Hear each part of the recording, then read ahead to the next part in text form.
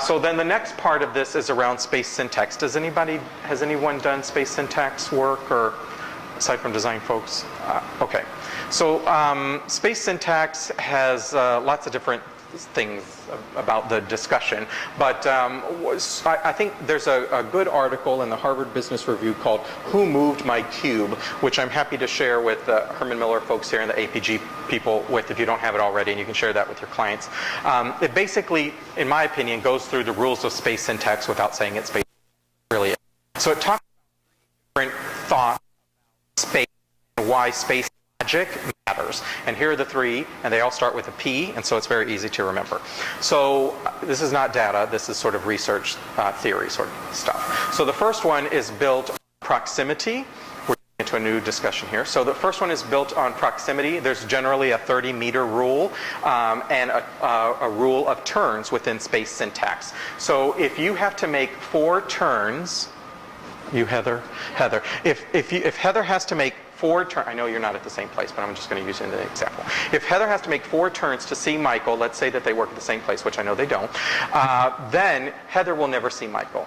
3 turns, she may see Michael, but the idea is 4 turns, you'll never see somebody else, okay?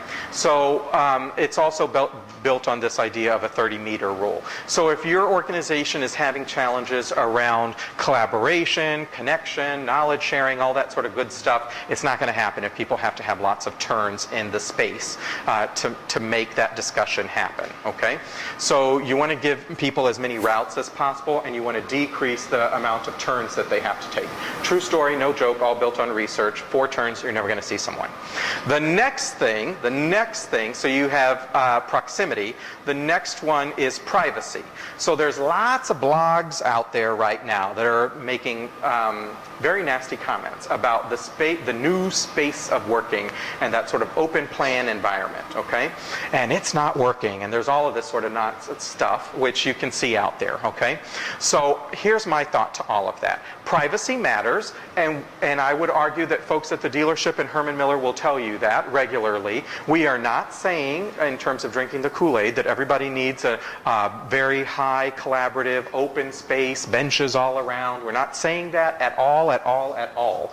We are saying that the space needs to be built on an organization's drivers and where they're wanting to be 5 years from now, 10 years from now, 15 years from now. And I would argue that all of that sort of stuff, that discussion of negativity around these blog postings in the open plan environment is because they didn't have good A&D people, like those that are in the room here, to build a great space for them based on what they actually need, and not just do a cookie cutter work based on some other client that, you know, has no bearing on where they're going. So my argument around the bad space of the open environment is that maybe it shouldn't have been that place in the first place, but there wasn't good programming around it. My other argument in regards to that is that there wasn't probably a good change management process. And if you don't have a good change management process, it doesn't matter what's going on, you're going to have that dip in productivity, and the time frame is going to be longer. So it's either that they didn't have a good A&D group working with them to do programming, or they didn't have a good change management process in place. Those are my arguments against why spaces don't generally work. And it doesn't matter what they are, if they're open plan or if they're all private offices or whatever happens.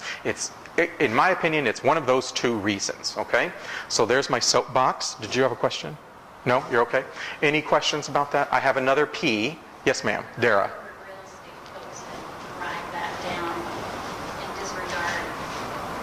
It's not going to end well, Dara. It really isn't, right? It's not going to end well, right? So, and that's why, that's what happens, right? It's somebody is wanting to base it on what Bob wants or what Kathy wants, and less on what the organizational business drivers are to build this compelling case. I've said organizational business drivers, I think maybe 15 times. So that is the importance here, and less about someone sort of pushing this through. If that happens, you won't have good results, right? If they, right, I'm sorry, they still have, why do they still have jobs? Well, hopefully, I can't get into all of that, right? So I can just show you, I can just tell you what I can tell you, right? I'm going to get to the change management piece, though, so stick with me, Dara, please. Don't leave, don't leave. All right, so the other part of the space logic, the last one is the P for permission, okay? So, true story, at Herman Miller, we built this beautiful coffee bar plaza area, and no one would ever use it. And the reason why is because they felt like it wasn't okay to use it. So what happened is that our folks had to schedule spontaneous meetings with the directors and executive leadership folks to use that coffee bar plaza space. And it wasn't until those folks actually used that space, it gave them the P, permission, for other people to then use that space. So my other argument around open places and collaboration, and no one ever uses that lounge space, or no one ever uses this space, which I know you all do, but let's just say it's at a place where nobody ever uses it.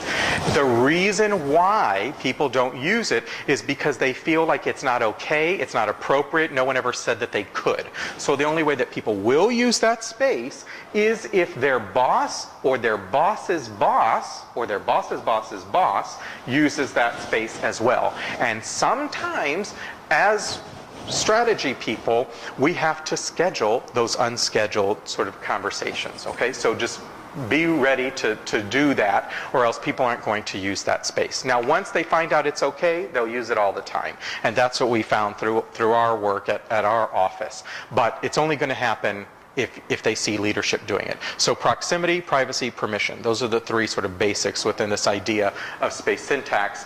This can really get into the weeds, so we're not going to talk about this very much, but I just want to show you the idea here is number of turns. I know you can't read any of this, but you want to maximize the possible routes. So this route here, with this particular layout configuration, had 189 possible routes with 3.43 average turns.